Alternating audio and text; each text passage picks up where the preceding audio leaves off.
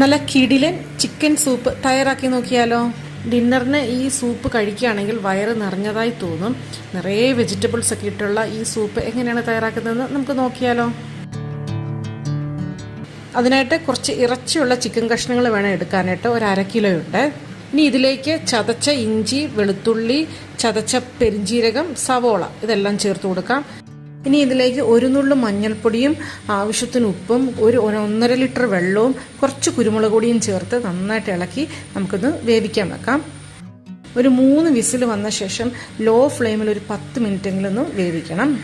ചിക്കനൊക്കെ നന്നായിട്ട് വെന്ത് വരുമ്പോഴേക്കും നമുക്ക് ഈ ചിക്കൻ കഷ്ണങ്ങൾ മാത്രം ഒന്ന് പെറുക്കി മാറ്റി വെക്കണം. ഇനി നമ്മൾ എല്ലിൽ നിന്ന് ദശകഷ്ണങ്ങൾ മാത്രം മാറ്റി വെക്കണം. ഇനി ഈ സ്റ്റോക്കിലേക്ക് ക്യാരറ്റ്, ബീൻസ്, ക്യാബേജ് ചെറുതായിട്ട് അരിഞ്ഞത് ചേർത്ത് കൊടുക്കാം. വെജിറ്റബിൾസ് ഒക്കെ നമുക്ക് ഇഷ്ടത്തിനനുസരിച്ച് ചേർത്ത് കൊടുക്കാം. ഈ സമയത്ത് നമുക്ക് 2-3 ടേബിൾ സ്പൂൺ കോൺഫ്ലോർ വെള്ളത്തിൽ കലക്കി വെക്കാം.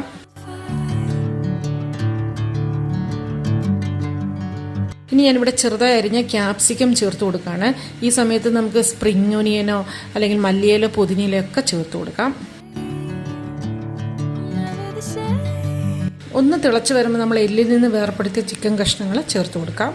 ഒന്ന് തിളച്ച് വരുമ്പോഴേക്കും നമുക്ക് കലക്കി വെച്ച കോൺഫ്ലോർ ചേർത്ത് കൊടുക്കാം. ഇതിൻ്റെ കൺസിസ്റ്റൻസി ഓരോരുത്തരുടെ ഇഷ്ടം അനുസരിച്ച് എടുക്കാം. നല്ല തിക്കാകണമെന്നുണ്ടെങ്കിൽ കുറച്ച് കൂടുതൽ കോൺഫ്ലോർ കലക്കി ചേർത്താൽ മതി. ഇനി 2-3 ടീസ്പൂൺ സോയാ സോസ് ചേർത്ത് കൊടുക്കാം. കുരുമുളക് പൊടി ചേർത്ത് കൊടുക്കാം. എല്ലാം ഒന്ന് ഇളക്കിയിട്ട് ഉപ്പൊക്കെ ഒന്ന് നോക്കാം. ഇനി കുറച്ച് വിനാഗിരിയും കൂടെ ചേർത്ത് കൊടുക്കാം. അവസാനം 1-2 മുട്ട നന്നായി ബീറ്റ് ചെയ്ത ശേഷം ഇതിലേക്ക് ഒഴിച്ചു കൊടുക്കാം. ഒഴിക്കുന്നതിൻ്റെ കൂടെ തന്നെ നമ്മൾ ഇളക്കിയും കൊടുക്കണം. അവസാനം കുറച്ച് കുരുമുളക് പൊടിയും കൂടെ ചേർത്ത് ഇളക്കാം.